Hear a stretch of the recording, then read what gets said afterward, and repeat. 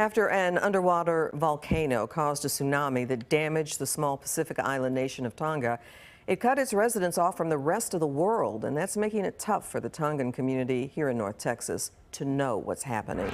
Fox 4's Lynn Ann Wynn spoke to members of the community in Euless. She joins us now live. Lynn Ann.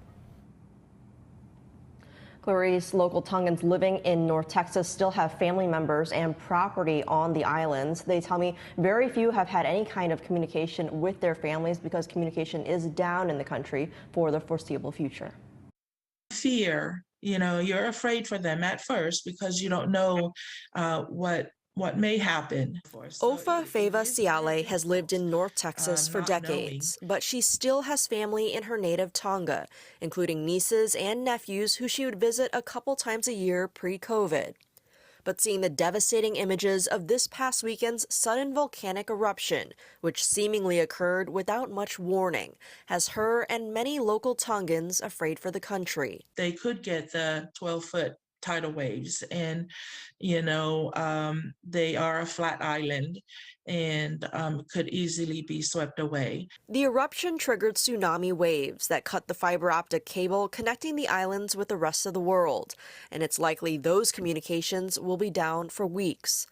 Tongans in North Texas say the only news they get is from the bits and pieces reported by Australian and New Zealand news outlets. It is very difficult not knowing what is happening, if they're okay, how they're living, if they're cold, if if their home is still together, or if they're homeless, or how things are. But Viliami Asili's family has been able to get a message from his niece and some pictures of the aftermath. The waves came into there, damaged the housing, but as far as lives lost, we were told they're all fine. So, to hear that they're all fine is enough for us. Initial casualties appear to be low so far, but Australia and New Zealand are sending in reconnaissance flights to survey the overall damage and send in essential supplies. Before and after satellite images show layers of volcanic ash covering homes and buildings in Tonga's capital. To see how small Tonga was, they should be underwater right now.